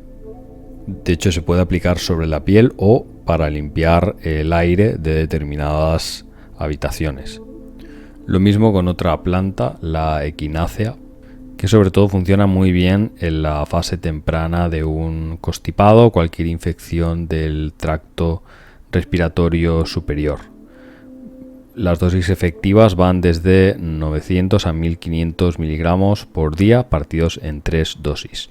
Un muy buen mineral para mejorar el sistema inmune sería el zinc, y el mejor formato son las píldoras de zinc para cuando tengas un constipado. Asegúrate de que no tengan aditivos y asegúrate de que no tengan ácido cítrico. Si puedes buscar la forma de acetato de zinc, es el doble de efectiva que el gluconato. Y también evita las tabletas efervescentes. Hay que tomarla en cuando empieces a notar los síntomas del resfriado. Y básicamente déjala que se disuelva en la boca durante 20-30 minutos y tómate otra cada 2 o 3 horas hasta que se pasen los síntomas. Otro compuesto interesante sería la baya de saúco, el colostrum o calostro en español, el caldo de huesos, los alimentos fermentados, la vitamina C, especialmente en inyecciones con megadosis, el aceite de orégano y un par de setas que nombra el autor. Nombra las setas shiitake, las setas maitake, el cordyceps, la tremela y una seta llamada chaga. Normalmente ya hay marcas que están vendiendo como mezclas de distintas setas para aumentar la efectividad del sistema inmune, con muy buenos resultados. Otros productos naturales son productos derivados de la actividad de la abeja, que pueden ser el polen, la jarea real y el propóleo. Y Ben Greenfield propone la idea de que te expongas a cuantos gérmenes puedas y no tengas miedo de estar en la naturaleza, y sobre todo lo recomienda para los niños. De hecho, cuenta cómo incluso deja que sus hijos toquen las heces de los animales de granja que tiene en su finca. De hecho, recomienda que evites los antibióticos y que evites los jabones antibacterianos. Luego, como estrategias de curación holística, se nombra el Qigong, la acupuntura, cada vez más respaldada por la medicina occidental, el tapping, que es otra forma de estimular los puntos meridianos, es básicamente golpear con los dedos, la meditación, obviamente, y tenemos una serie de instrucciones que da Ben Greenfield para empezar a meditar. Es básicamente que te sientes en el suelo, en una silla o en un cojín para meditar, incluso en el banco de un parque, en cualquier sitio donde puedas estar cómodo por entre 5 y 45 minutos, que pongas tu espalda recta para que la cabeza descanse sobre tus vértebras, que descanses tus manos sobre la parte de arriba de tus piernas, en tus muslos, que metas ligeramente la barbilla hacia adentro, que respires por la nariz siempre que te sea posible y que respires y te centres en tu respiración. Básicamente deberías enfocarte en sentir cómo el aire entra y sale. Si ves que tu atención se va a otra parte y te distraes, sencillamente date cuenta y vuelve a fijarte en tu respiración. No lo juzgues como algo malo, no te castigues, simplemente vuelve a enfocar la atención en la respiración.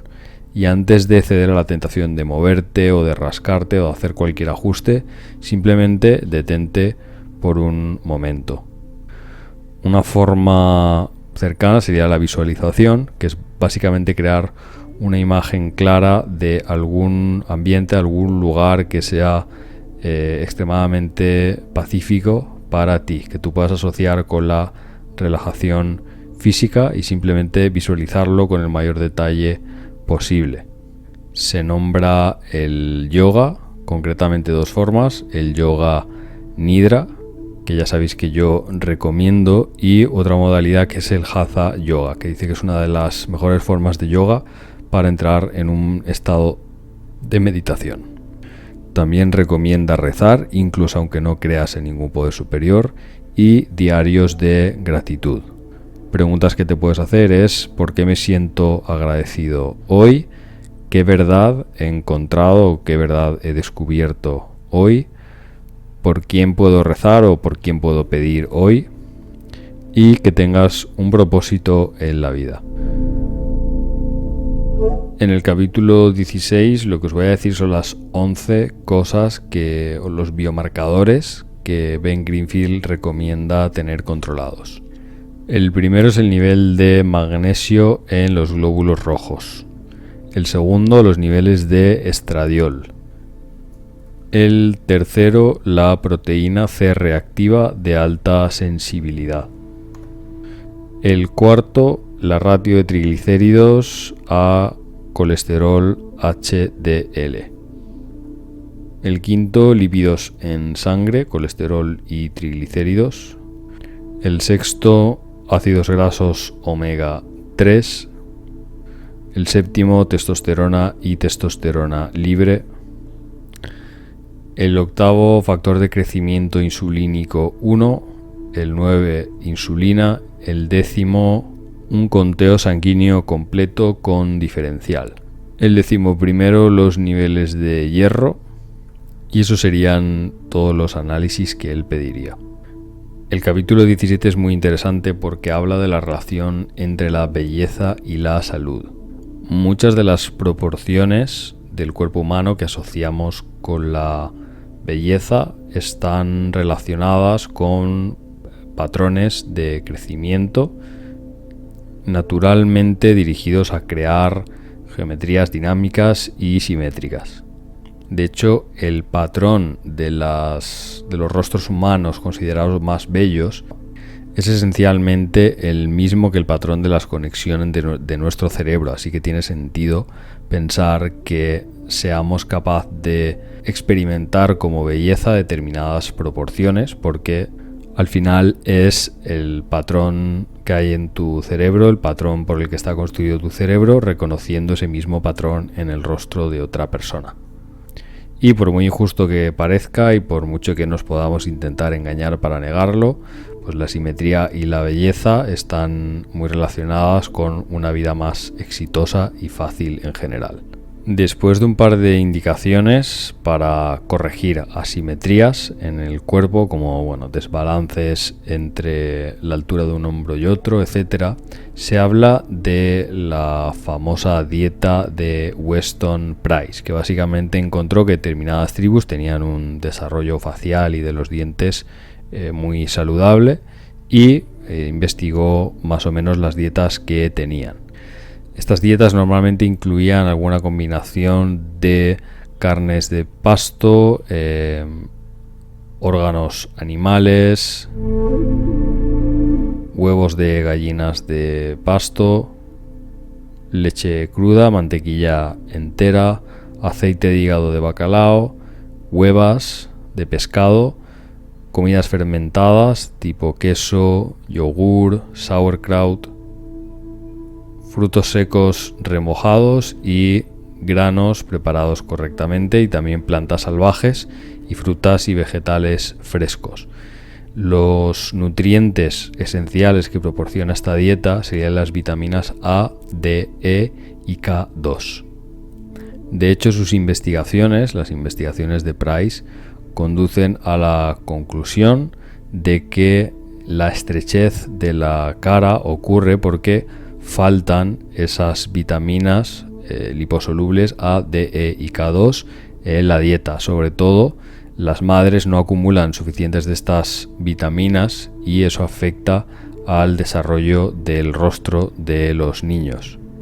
De hecho, se habla que incluso aunque ya no seas niño, incluyendo estos nutrientes en tu dieta mejorarás la densidad de tus huesos, dientes, cabello, piel, etc. Otro problema que suele afectar al desarrollo de la cara es el hábito de respirar por la boca, que esto incluso llega a afectar al desarrollo de las mandíbulas y al alineamiento de los dientes. De hecho, en general tenemos mandíbulas más estrechas que las de nuestros antepasados y eso afecta a nuestro sistema respiratorio y eso puede tener pues muchos efectos secundarios, como por ejemplo problemas de sueño. Para empezar a trabajar este problema uno puede investigar el método buteico, que ya he nombrado anteriormente, buteico con Y y K, para promover el equilibrio de toda la osamenta, ya que el 25% de los huesos de tu cuerpo están en los pies.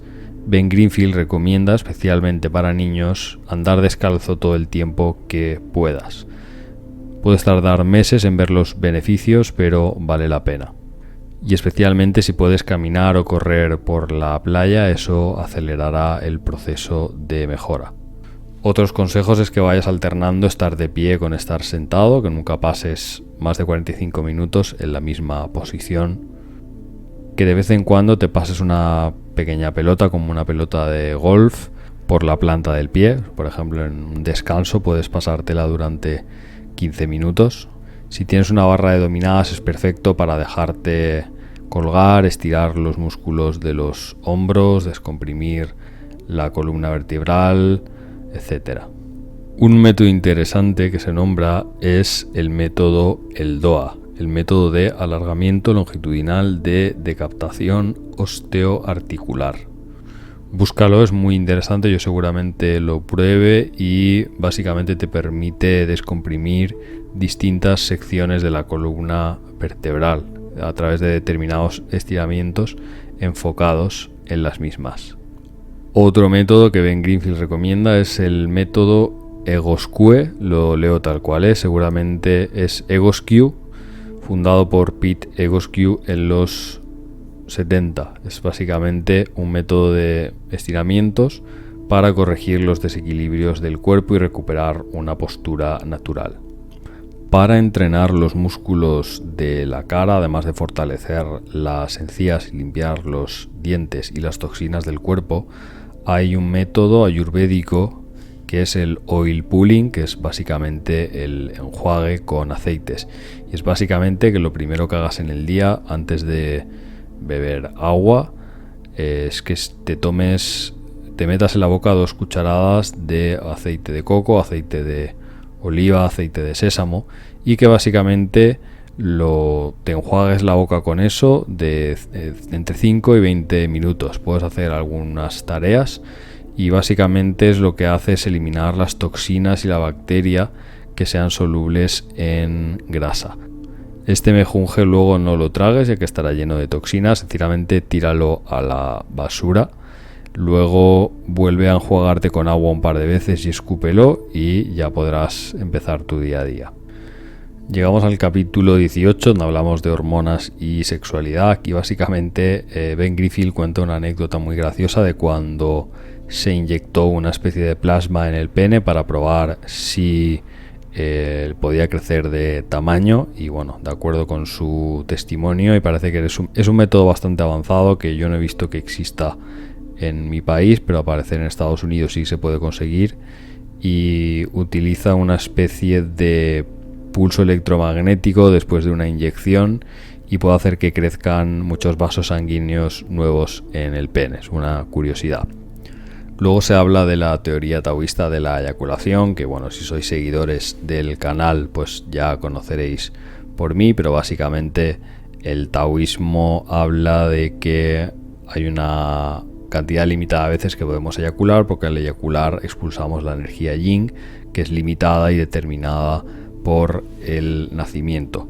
Tengo que decir que aquí pues Ben Greenfield no está al tanto de toda la literatura científica que hay al respecto, porque es verdad que nombra algunos estudios, como el famoso que aquí conocemos todos, del aumento de testosterona tras 7 días de abstinencia, pero bueno, tampoco es un experto en nofap y no se le puede pedir el máximo nivel. Ha hablado de los beneficios generales del sexo, con los cuales yo coincido con un asterisco, y es que yo pienso que tienes que tener un ambiente hormonal y neuroquímico favorable. Hay casos en los que tener sexo pues te va a agotar y por lo tanto vas a tener síntomas negativos. Y pasa a hablar de algunos suplementos, algunos de los cuales ya hemos nombrado: la maca, el cacao, que mejora la producción de óxido de nitrógeno, la yoimbina, el tonkat ali, también llamado ginseng de Malasia, el fenugreco, que se puede consumir como suplemento o como semilla, las procianidinas, que se encuentran en las semillas de uva y en la corteza del pino. De hecho, hay un extracto patentado llamado picnogenol, y algunas comidas que ayudan a producir óxido de nitrógeno: la rúcula, el chocolate negro, incluso las semillas de calabaza o la remolacha. Se nombra la técnica de la toalla, que es básicamente intentar levantar una toalla con tu erección. Esto seguramente sea bastante difícil para la mayoría, pero os aseguro que se puede practicar. Después, algunos consejos para tener niveles adecuados de testosterona es no dormir demasiado, no dormir más de 10 horas. Obviamente dormir lo suficiente, pero no más de 10 horas. Perder grasa, pero no demasiada. De hecho, se recomienda que tus niveles estén entre 8 y 14%, sería lo adecuado para producción hormonal.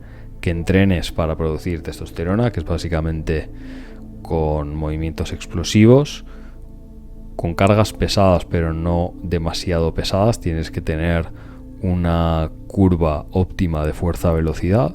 Utilizar ejercicios compuestos donde utilices la mayor cantidad de músculos del cuerpo, y que controles tus niveles de estrés, de lo cual ya hemos hablado suficiente durante el libro.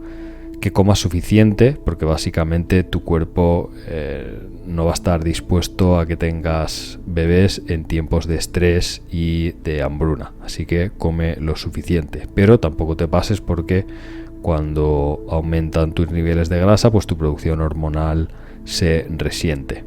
Sobre la distribución ideal de macronutrientes, básicamente se propone como muchísimo 0,7, 0,8 gramos por libra de peso.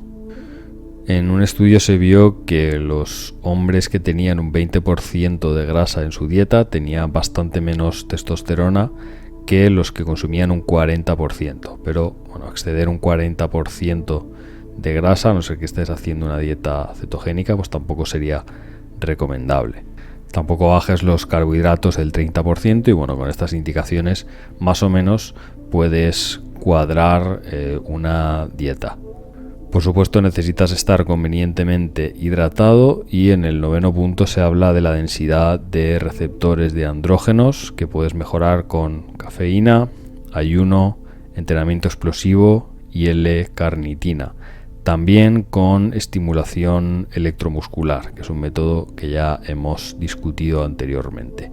Otro método para aumentar la testosterona, bastante experimental, es exponer a los testículos a entre 5 y 20 minutos de luz roja. Específicamente hay una frecuencia que son los 600 a 950 nanómetros. También sería beneficioso exponer las gónadas, o sea los testículos, a luz solar. Y en cualquier caso, si no puedes ir a una playa nudista o no tienes un jardín en casa, pues puedes exponer el pecho, que también se ha visto que aumenta los niveles de testosterona, así que puedes ir, por ejemplo, a la playa o a pasear sin camiseta. El frío no aumenta directamente la testosterona, pero sí que disminuye bastante los niveles de cortisol. Y después, para suplementación, específicamente para testosterona, hay varios minerales muy útiles, que serían el boro, la iodina y, como ya hemos visto, el magnesio. El mejor tipo de yoga, en último lugar, para mejorar el rendimiento sexual, sería el Kundalini Yoga.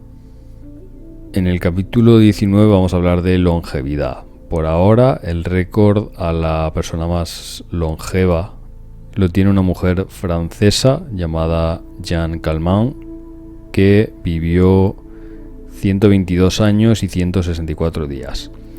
Hay un hombre chino que se supone que vivió 256 años, pero esto es muy difícil de probar. Es verdad que hay documentos oficiales del gobierno chino de 1827 que felicitan a este hombre, Li Qingyuan, por su 150 cumpleaños, y después en 1877 hay otros documentos que le felicitan por su 200 cumpleaños. Como curiosidad, pues este hombre vivió la mayor parte de su vida en las montañas de China, comiendo hierbas salvajes, vino de arroz, y según él su longevidad se debía a la práctica del Qigong.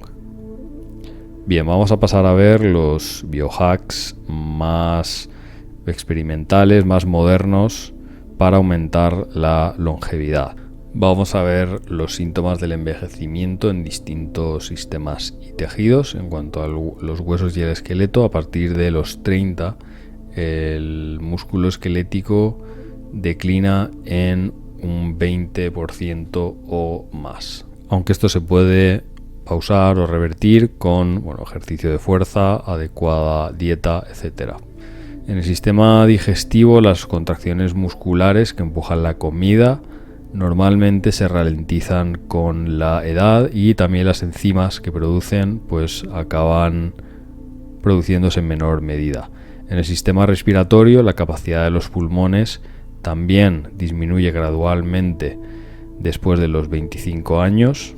También en el sistema urinario, los riñones después de los 30-40 empiezan a funcionar cada vez peor, la vejiga pierde elasticidad. Los hombres en general, en cuanto al sistema reproductivo, no experimentan un declive demasiado grande de fertilidad con la edad, pero normalmente el tejido testicular y la producción de testosterona sí que disminuyen poco a poco. Normalmente a partir de los 40 los músculos del corazón encogen y los vasos sanguíneos se vuelven más rígidos. ¿Cuáles son las causas que más influyen en este proceso? Primero, la inflamación crónica. El segundo tiene que ver con los niveles de azúcar en sangre. El tercero serían los déficits de metilación. El cuarto sería la degradación de las mitocondrias.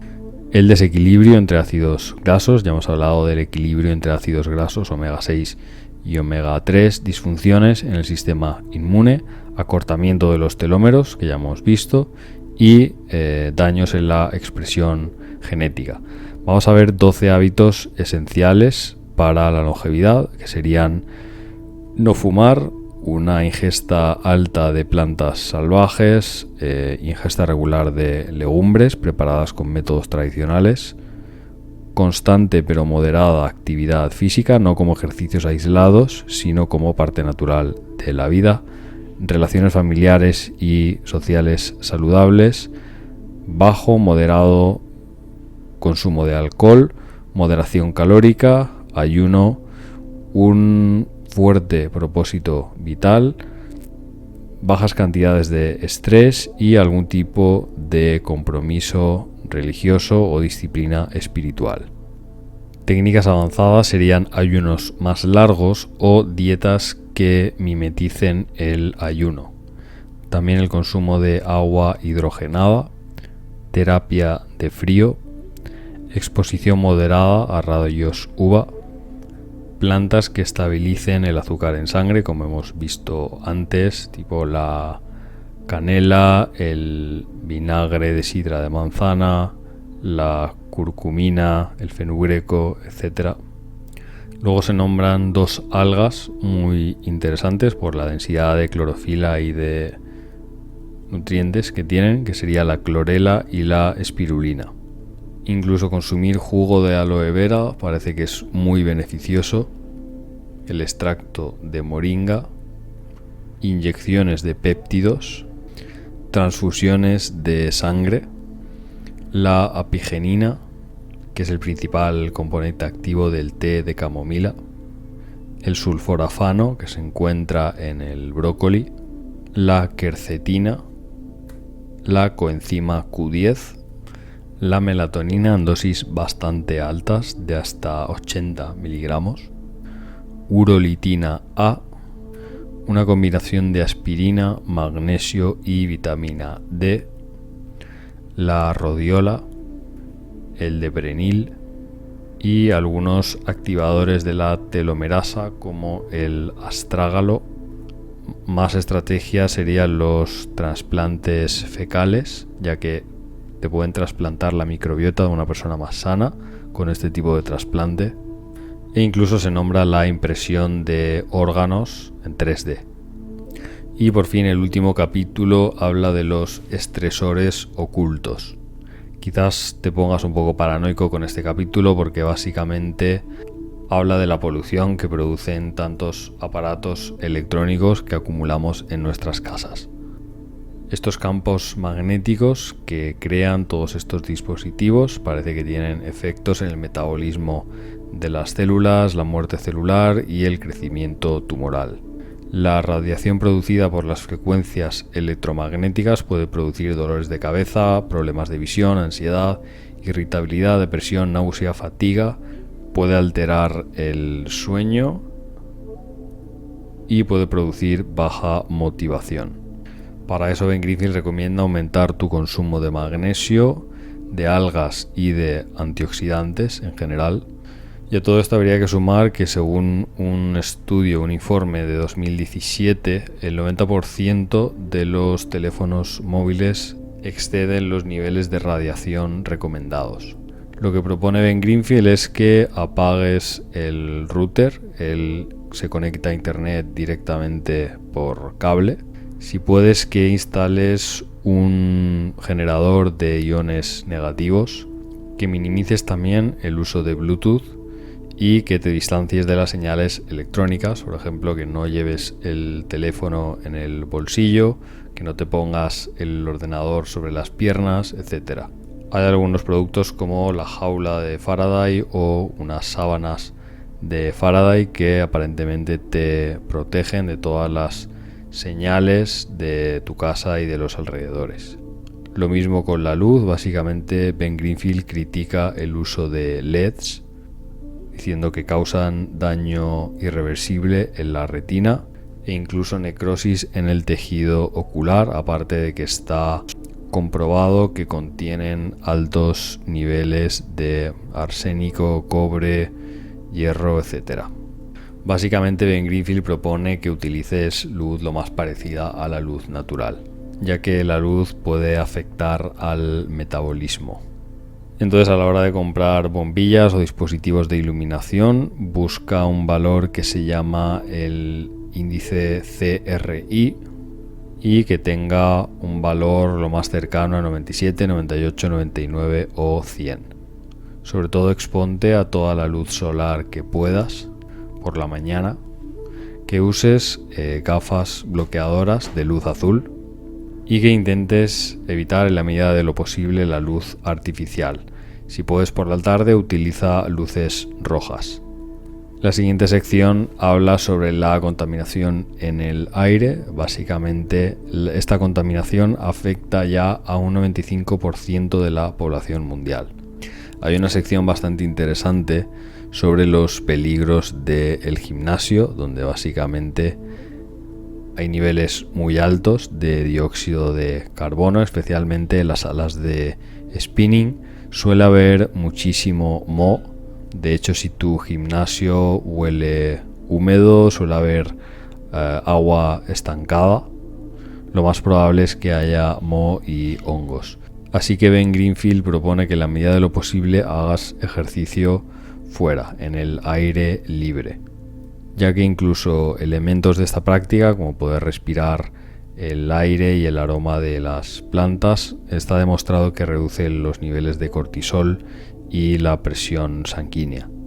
Puedes encontrar un parque, sobre todo fíjate que no esté justo al lado de la carretera, pero en general lo que dicen los estudios que Ben Greenfield maneja es que incluso aunque vivir en una ciudad y ejercitarse al aire libre en una ciudad pues tenga sus inconvenientes, simplemente con actividad física extra se pueden compensar. Sobre todo cuando las temperaturas bajan es cuando es más favorable hacer ejercicio en la calle.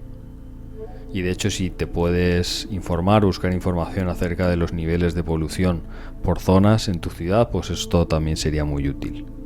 aumenta tu consumo de antioxidantes, incluso puedes llevar una máscara de filtración.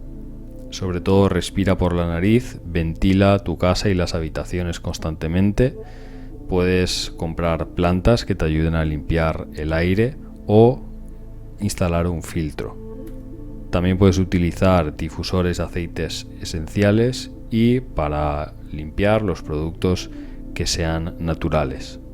Bien, esto ha sido todo. Aquí tenéis todo el libro resumido. Espero que os haya sido útil. Si has llegado hasta aquí, te doy la enhorabuena. Supongo que ya no vas a encontrar ninguna utilidad en comprarte el libro, pero lo que sí que podrías hacer por mí es compartir este vídeo con alguien a quien creas que le puede interesar, suscribirte al canal y estarte pendiente del resto de vídeos que publico, ya que es material también interesante. Un saludo y hasta la próxima.